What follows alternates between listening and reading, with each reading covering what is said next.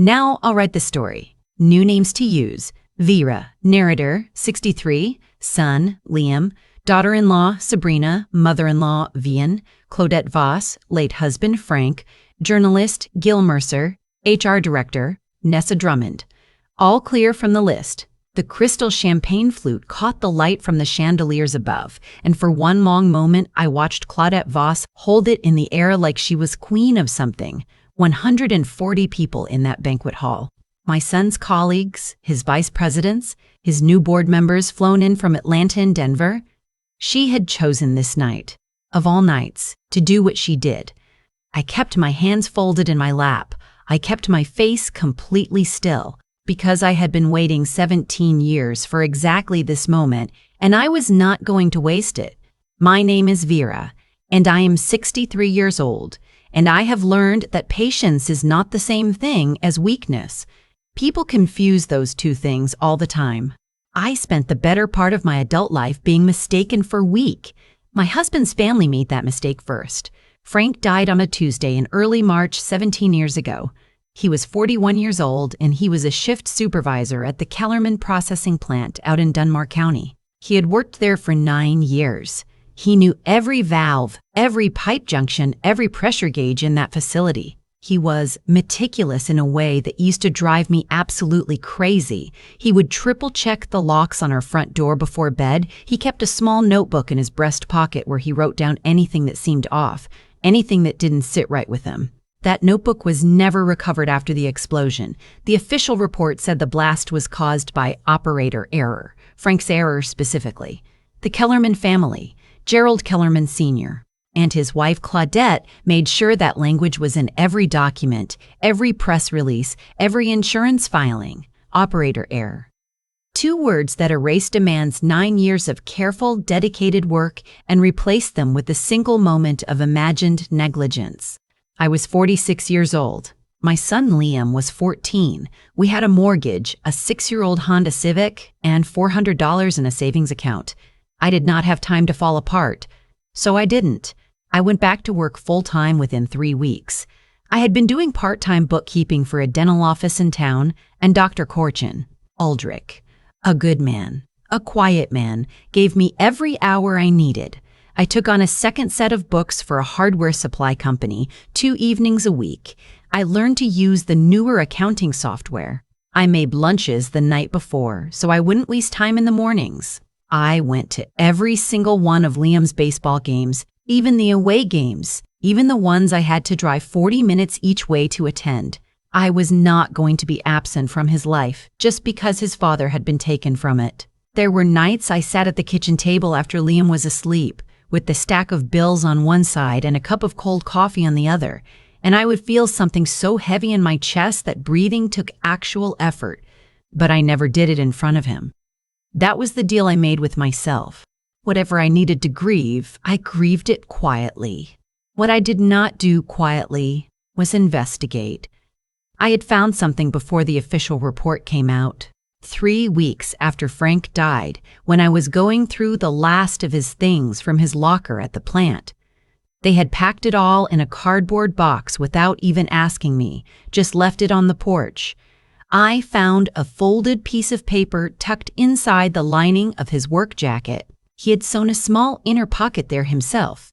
I remember laughing at him when he did it, telling him he was paranoid. He just shrugged and said some things were worth keeping safe.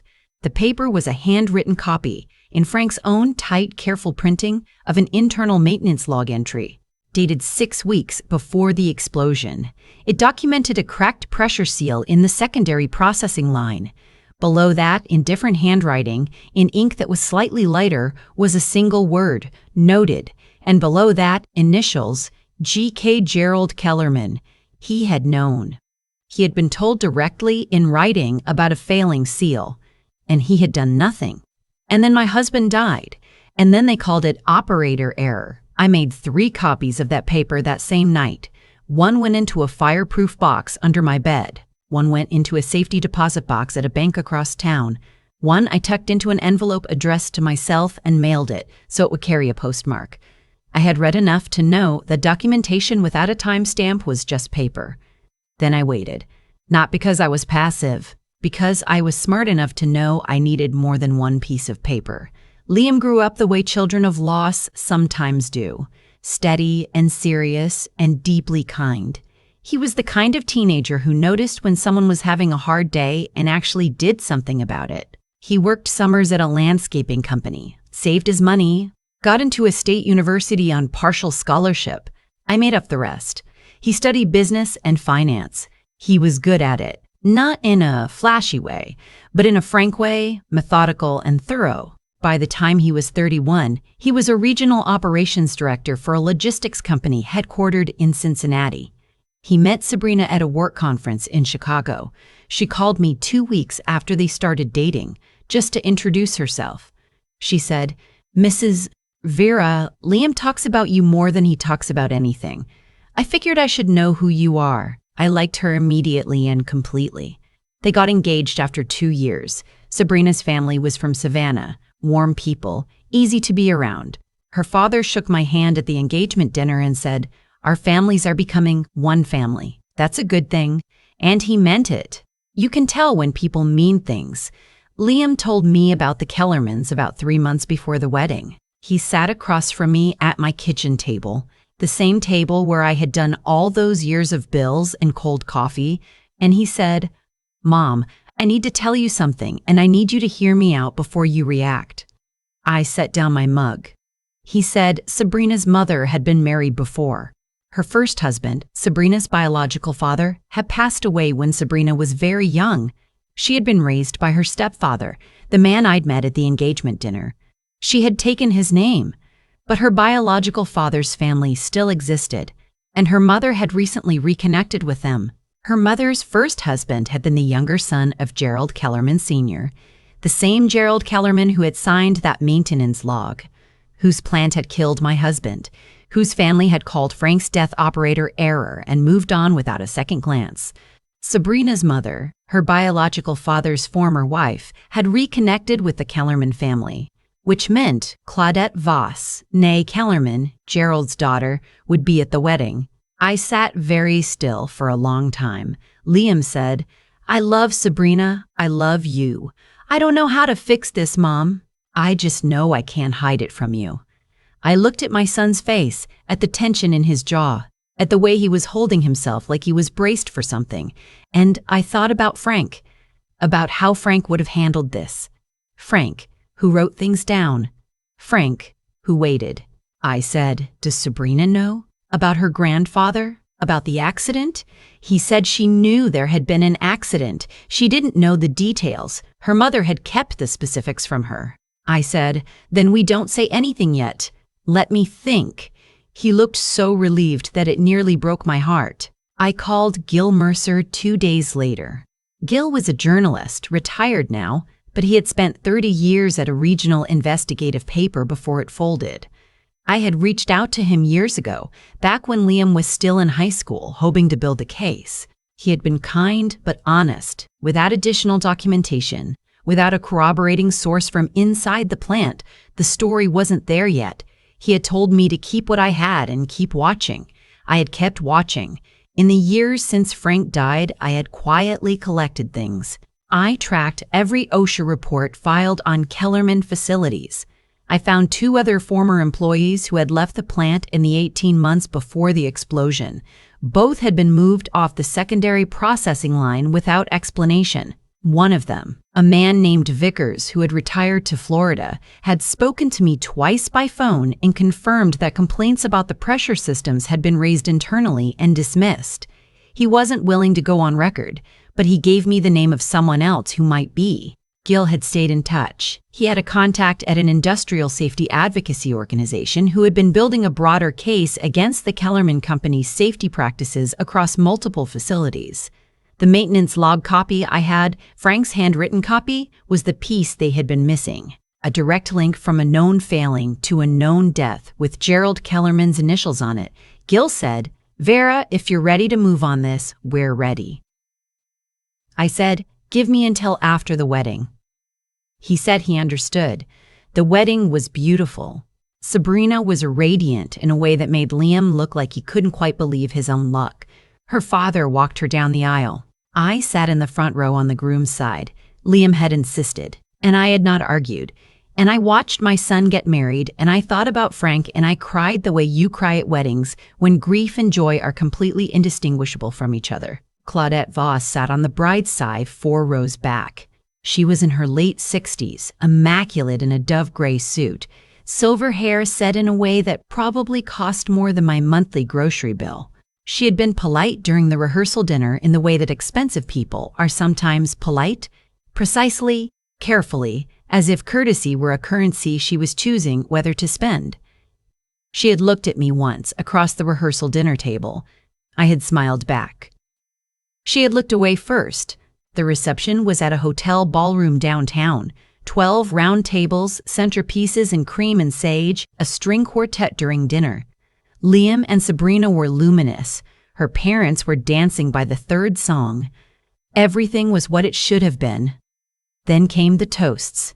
Sabrina's stepfather went first. Funny and warm, made everyone laugh and then tear up. Exactly right. Liam's college roommate went second, told a story about a disastrous group project that somehow made Liam sound heroic. My sister went third and said everything I would have said if I had trusted myself to speak. I had not planned to speak. Then Claudette stood up. She tapped her glass without asking anyone, just stood up, tapped her glass, and waited for the room to quiet. She had that kind of confidence, the confidence of someone who had never in her life needed to ask permission for anything. She spoke about family, about legacy, about the Kellerman name and what it meant to be connected to people of substance and standing. She said she was so pleased that Sabrina had found a young man from a good family. Then she paused. She turned very slightly in my direction. Not enough that most people would notice, but I noticed. And she said, "Of course, not all families are equal. Some of us come from builders, and some of us come from, well," she smiled, "simpler stock." The room didn't go silent all at once. It went quiet in a wave, table by table, as people registered what they had just heard. I watched Liam's face go rigid. I watched Sabrina's hand close around his arm. I had not planned to speak, but I found that I was standing. I don't remember the exact moment I pushed my chair back. I just remember being on my feet and the room being very quiet and feeling something settle in me. Not anger, exactly. Anger had burned through a long time ago. What I felt was closer to clarity. I said, "I'm sorry to interrupt. I'm Vera, Liam's mother." I picked up my small evening bag from the back of my chair. I had carried it carefully all evening. Inside, it was a photograph. A reproduction, actually, printed cleanly on regular paper because I didn't trust the original to a banquet hall. It was a photograph of Frank's handwritten copy of that maintenance log entry. I said, "I spent 17 years raising my son alone after his father died at the Kellerman processing plant in Dunmore County on a Tuesday in March." I heard someone at Claudette's table draw a breath. I said, "The company report called it operator error, my husband's error." I paused, but my husband kept records. He had a copy of an internal maintenance log 6 weeks before the explosion, documenting a cracked pressure seal that had been reported to management, reported directly to Gerald Kellerman Sr., with his initials on the response. I set the photograph on the table in front of me. I didn't wave it around. I just set it down. "His initials were GK?" I said. He was told. He chose to do nothing. And 17 months later, my husband and 2 other men died. Claudette had not sat down. She was still standing. But the champagne flute was no longer raised. I said, "I don't have simpler stock. I have a son who became the man he is because he watched his mother refuse to stop asking for the truth. That's not simple. That's the hardest thing I have ever done." I sat back down. The room stayed quiet for what felt like a very long time. Then Sabrina's stepfather stood up, walked around the table, and put his hand on my shoulder. He didn't say anything. He didn't need to. Liam came over a few minutes later while the string quartet was starting up again and people were beginning to talk in low voices around us. He sat in the empty chair beside me and put his forehead against my temple, the way he used to do when he was very small and very tired. He said, "How long have you had that?" I said, 17 years. He said, "Why didn't you tell me?" I said, "Because you were 14. And then you were 18. And then you were building something. I didn't want this to be the thing that defined your life the way it defined mine." He was quiet for a moment. Then he said, "It didn't define your life, Mom. You did." I have thought about that sentence every single day since. Claudette left before the cake was cut. I don't know exactly when. I didn't watch for her. I heard later from Sabrina's aunt that she had gone to the lobby and called someone, speaking very quietly, and then left without saying goodbye to anyone. Gil Mercer's article ran 6 weeks after the wedding. It was thorough. 14 months of reporting, multiple sources, OSHA records, testimony from 2 former employees, including Vickers, who had finally agreed to go on record. Frank's maintenance log copy was one piece of a much larger documented pattern. The Kellerman Company settled a class action suit the following year. The settlement was not small. Gerald Kellerman Sr. had passed away 4 years ago, so he never faced personal charges. But the company bore the liability. The settlement included an acknowledgement, finally in writing, in legal language, that the explosion at the Dunmore County facility had resulted from inadequate maintenance response at the management level, not operator error. I have the settlement document in the same fireproof box under my bed where I kept Frank's copy of that log all those years. I added it to the box on a Thursday evening while the sun was going down over the yard, and I sat on the edge of the bed for a while, and I let myself cry in a way I hadn't cried in a very long time. Not the quiet kind, the real kind. The kind that had been waiting since a Tuesday in March 17 years ago. Sabrina called me the day the article ran. She had read it from beginning to end. She said, "I didn't know. My mom never told me any of it." She was crying. She said, "I'm so sorry about Frank. I'm so sorry it took this long." I said, "It doesn't land on you, sweetheart. None of it." She said, "He sounds like he was a wonderful man." I said, "He was meticulous. He kept records." I laughed a little. He drove me crazy with it sometimes. And then it turned out to be the most important thing he ever did. Liam and Sabrina named their first son Franklin. They told me at Thanksgiving, 11 months after the wedding, with Sabrina barely showing. Liam just slid a piece of paper across the table. Ultrasound, tiny curved shape, one typed line beneath it, Franklin James, due in April. I held that paper in both hands and didn't say anything for a long time. Some things are worth keeping safe. People used to tell me, in those early years after Frank died, that time heals everything. I heard that so many times I stopped counting. And I understand why people say it. It's a kind thing to say, and most people who say it mean well. But in my experience, time doesn't heal anything on its own. What heals you is what you do with the time, how you choose to move through it, what you decide to carry and what you decide to set down. I carried that folded piece of paper for 17 years. Some people would call that bitterness. I don't think it was. I think it was refusal to let a lie stand just because it was convenient for powerful people that it stand. Frank was meticulous. He wrote things down. He kept records because he believed that truth had weight, that it mattered whether things were documented or not. He taught me that without ever meaning to. And after he was gone, the best thing I could do to honor him was to be just as careful, just as patient, just as deliberate as he had been. What I know now, at 63, is that integrity compounds. The same way debt compounds if you ignore it, the same way a crack in a pressure seal gets worse if you don't address it. Integrity builds on itself if you tend to it. Every year I told Liam the truth about who his father was.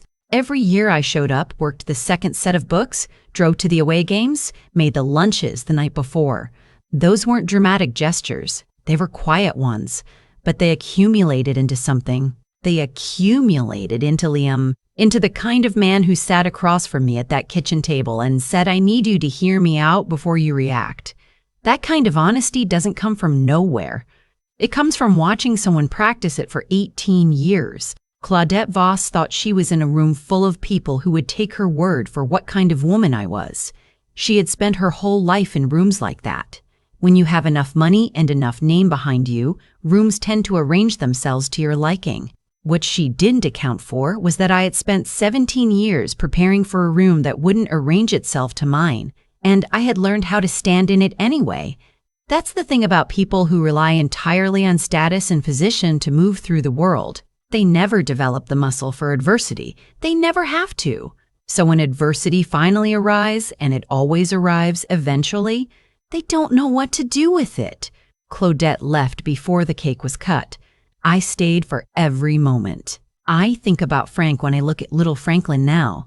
The way he has his grandfather's serious eyes, the way he stops and looks carefully at things before he touches them. Liam doesn't know that yet. He will figure it out over time. That's how it works. The things we teach our children, they pass on without even realizing they're doing it. The patience, the honesty, the refusal to let a lie go unchallenged. Those travel forward. They outlast us. I am not a woman who was defeated by what happened to her. I am a woman who decided on a Tuesday in March 17 years ago that what happened to her was not going to be the end of the story.